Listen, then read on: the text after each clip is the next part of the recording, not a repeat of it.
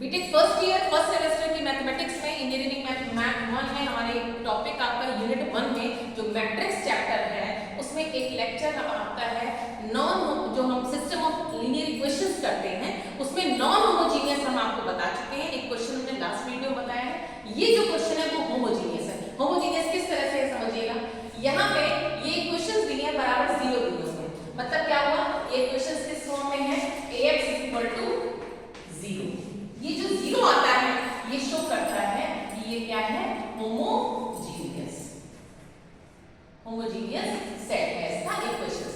कैसे करते हैं क्वेश्चन को समझिएगा।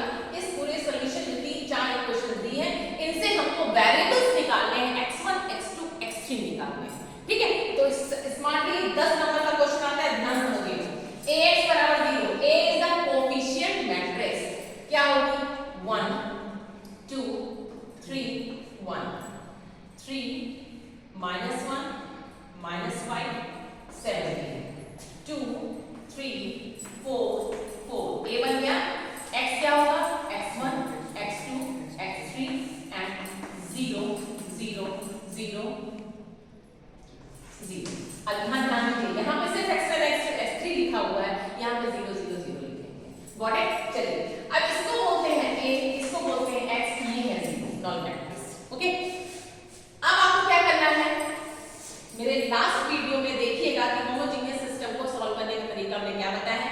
यहाँ पे ऑगमेंटेड मैट्रिक्स का कोई मीनिंग नहीं है क्योंकि यहाँ पे b शून्य है, तो यहाँ पे सिर्फ आपको क्या करनी है, to find rank of a, सिर्फ एक ही रैंक निकालनी है, बाकी सब पर्पस सॉल्व।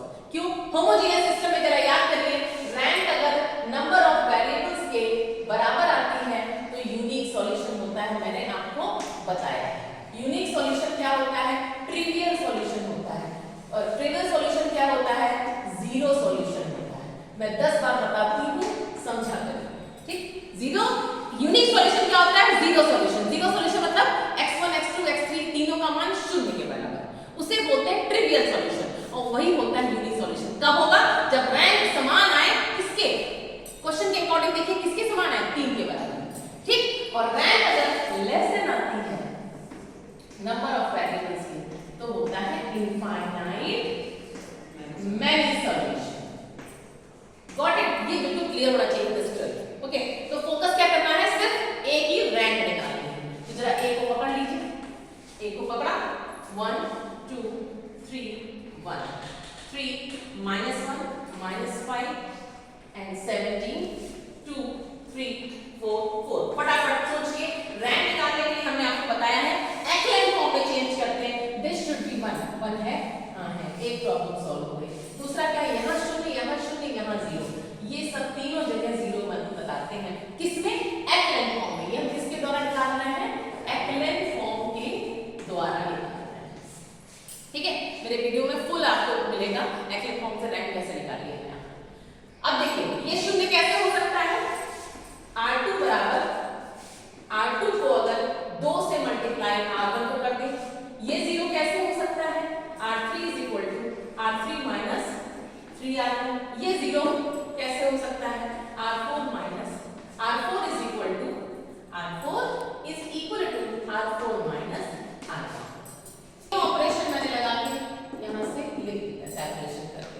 ओके, नाउ अब देखिए हमारा मकसद सॉल्व हो गया, सब 0 हो गए। अब हम नेक्स्ट काम क्या करना होता है, अगर यहाँ पे एक 0 है तो यहाँ पे कम से कम 2 0 होने चाहिए। This is our target for making it in a clean form. ठीक है, तो यहाँ पे 0 के हमें बिल्कुल आंख खुल करके दिख रहा है, एक हमें सामने सामने इन दोनों को अगर हम क्या करते हैं, जोड़ दें, R4 is equal to R4 plus R3। तो जरा बताइए 1 3 2 0 -7 माइनस, शो कर दिया कि इनफाइनाइटली मैनी सॉल्यूशन होगा। अब क्या करिएगा, वही काम जो नॉन जीरो में करते थे हम लोग, सॉरी नॉन होमोजेनियस में करते थे, ये जहां तक हमने निकाल लिया है उसको भी ऐसे रख दीजिए और वही चीज कर लीजिए, ax बराबर 0 कर दिया, ये हमारा यहाँ चेंज हो गया। अब देखिए क्या है, ये भी एक मैट्रिक्स है और ये भी एक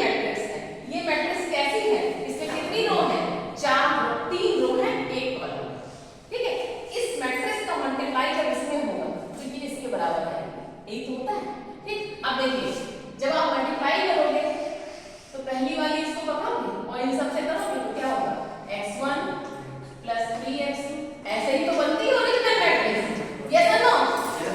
दूसरा वाला करोगे तो क्या आएगा -7x2 x3 बराबर, और तीसरा वाला करोगे कुछ नहीं मिल पाएगा।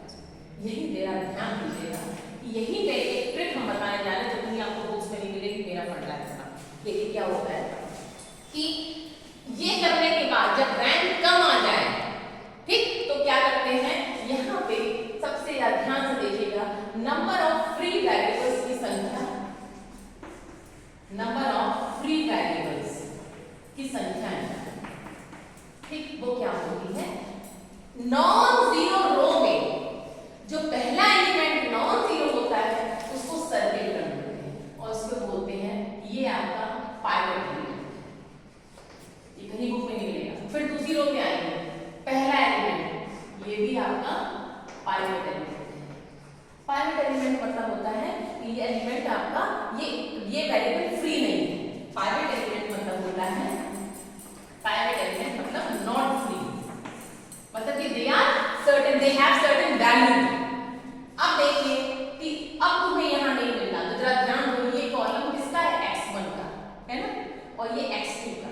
इसका मतलब x1 x2 हमारे फ्री वेरिएबल नहीं है, इसका मतलब वी कांट चूज, हम चूज नहीं कर सकते, तो इसको बोलते हैं यहाँ पे x1 और x2 पाइवट एलिमेंट।